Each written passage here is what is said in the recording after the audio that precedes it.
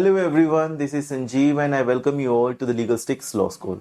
सो हर साल की तरह नवंबर एंड दिसंबर पे एमपी जुडिशरी अपनी सीट्स नोटिफाई करती आई है एंड इस साल भी दिवाली के गिफ्ट के तौर पर आपको 138 सीट्स नोटिफाई कर दी गई हैं।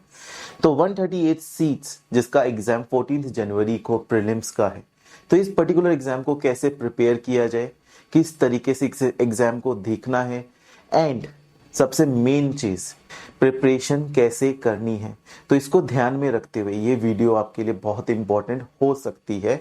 चलिए अब देखते हैं कि कितनी सीट्स नोटिफाई की गई हैं।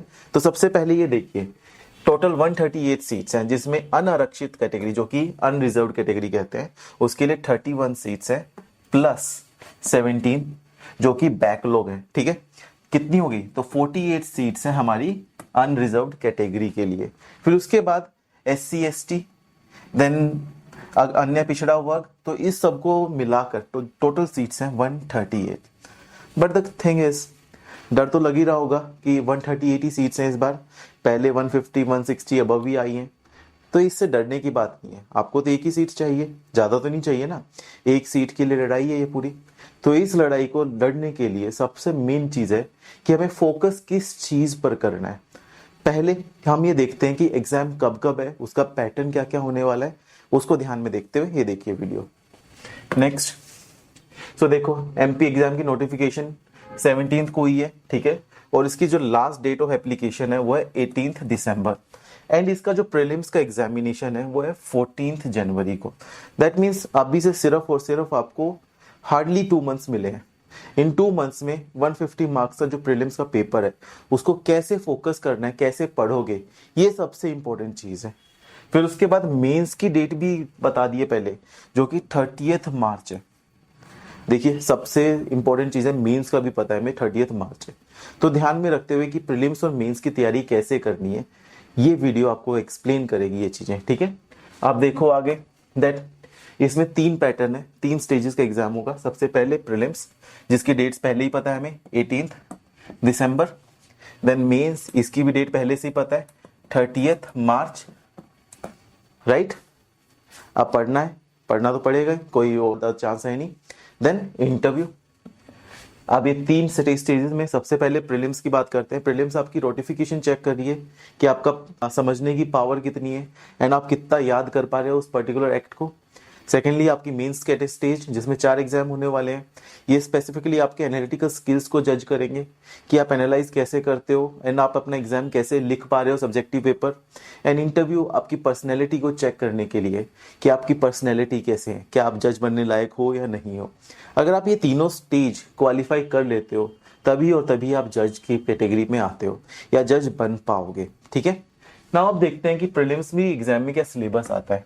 तो सिलेबस सिंपल सा है कि अगर यहाँ पे देखो कि सबसे पहले कॉन्स्टिट्यूशन, यहाँ एक चीज देखना कि यहाँ पे नंबर ऑफ क्वेश्चन भी डिफाइंड है। जैसे कि कॉन्स्टिट्यूशन से कितने क्वेश्चन आते हैं, सिर्फ 10। सीपीसी से कितने क्वेश्चन आ रहे हैं, 15। टीपीए से कितने आ रहे हैं, 7। स्पेसिफिक रिलीफ से कितने आ रहे हैं, 8। लिमिटेशन एक्ट से कितने आ रहे हैं, 6। एविडेंस से कितने आ रहे हैं, 5। आईपीसी से 5, सीआरपीसी से 15, एनआई से 15, जनरल नॉलेज से 5, कंप्यूटर से 20 एंड इंग्लिश से 10 एंड 10। सो टोटल कितना हो गया, 150 क्वेश्चंस। अब इन 150 क्वेश्चंस में आपके 2 स्टेट स्पेसिफिक सब्जेक्ट्स भी हैं जो कि एमपी अकोमोडेशन एक्ट है और एमपी लैंड रेवेन्यू एक्ट है। ये टोटल हो गए 12 सब्जेक्ट्स। इन 12 सब्जेक्ट्स को प्रिपेयर कैसे करना है और टोटल 150 में से आपको कितने कट ऑफ तक मार्क्स लेकर आने हैं। जैसे 2018 से लेकर 2021 तक 125 से ऊपर के मार्क्स सेफ माना जाता है। बट अब सीट्स कम है, तो सीट्स कम होने के कारण आपको एटलीस्ट 130 को तो टारगेट करना पड़ेगा। तो 130 को टारगेट कैसे किया जाए, क्या प्रीवियस ईयर क्वेश्चंस का कोई रोल होता है या नहीं, या फिर हमें सिर्फ और सिर्फ नए सब क्वेश्चंस को ध्यान में रखना है। तो यही चीज आपको पैटर्न को डिसाइड करेगी कि कैसे पढ़ना है। इसके बाद आप देखेंगे कि मेंस में क्या क्या आता है।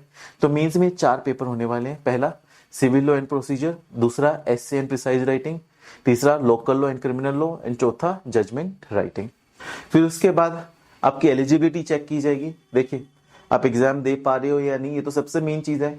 तो यहाँ पर एक चीज देखना, इस बार एमपी जुडिशरी ने थोड़ी शैतानी करी है। देखो कैसे शैतानी करी है, यहाँ देखो कि एजुकेशनल क्वालिफिकेशन में पहले सिर्फ और सिर्फ बीएलएलबी एंड एलएलबी होना जरूरी था, बट इस बार एक पर्टिकुलर क्राइटेरिया भी रख दिया है that you must also have 70% aggregate marks. मतलब कि आपके एलएलबी में या फिर बीएलएलबी में अगर 70% मार्क्स हैं तभी और तभी आप इस एग्जाम को दे पाओगे, वरना नहीं। इसके अलावा आपकी एज लिमिट कितनी होनी चाहिए, 21 से लेकर 35 तक होनी चाहिए। आपकी नेशनैलिटी इंडियन सिटीजन होना चाहिए एंड आपके खिलाफ कोई भी ऐसा केस नहीं होना चाहिए जिससे क्रिमिनल इन्वॉल्वमेंट हो जाए, जैसे कि आपके खिलाफ कोई पनिशमेंट या फिर जजमेंट ना आई हो। अब इसके बाद मैं एलिजिबल भी हूँ और मेरे को सिलेबस भी पता है, तो बट प्रिपरेशन कैसे करनी है, तो उसको ध्यान में रखते हुए लीगल स्टिक्स लॉ स्कूल आपके लिए ला रहा है crash course and mock test series. Crash course and mock test series दोनों ही 1 दिसंबर से स्टार्ट हो रही है। इसमें आप देखोगे तो क्रैश कोर्स में आपको क्या क्या अवेलेबल करवाया जा रहा है। 50+ इंटरेक्टिव सेशंस, हर एक सब्जेक्ट को 3 क्लासेस में हम कंप्लीट करेंगे एंड उसके बाद आपको उसी पर्टिकुलर सब्जेक्ट का एक एमसीक्यू टेस्ट दिया जाएगा जो कि 150 क्वेश्चंस प्लस 100 क्वेश्चंस अलग से आपको दिए जाएंगे। टोटल इस पर्टिकुलर पेपर में आप एटलीस्ट 3500 एमसीक्यू क्वेश्चंस को गो थ्रू करोगे एंड इसी में आपको पीडीएफ नोट्स भी अवेलेबल करवाए जाएंगे and previous year questions and mains की प्रिपरेशन भी इसी में इंक्लूडेड है। इसमें इसके अलावा आपको क्या मिल रहा है कि आपको काउंसलिंग सपोर्ट भी मिल रहा है। आप जब चाहो हमारे काउंसलर से बात कर सकते हो, हमारे टीचर से बात कर सकते हो, ठीक है। एंड मॉक टेस्ट सीरीज में भी आपको सेम वही चीज मिल रही है, इंक्लूडिंग द मेंस प्रिपरेशन। हम चाहते हैं कि आप प्रीलिम्स के साथ साथ मेंस एंड इंटरव्यू भी क्रैक करो, तो इसीलिए हम तीनों चीज को फोकस करते हुए अभी से प्रिपरेशन स्टार्ट कर देंगे, ठीक है। सो दोनों को आप अगर एनरोल करना चाहते हो तो यहाँ पर दिए हुए नंबर को कॉल कर सकते हो या फिर हमारी वेबसाइट पर आकर लीगल स्टिक्स लॉ स्कूल पर आकर इसको डायरेक्टली एनरोल कर सकते हो। Thank you everyone.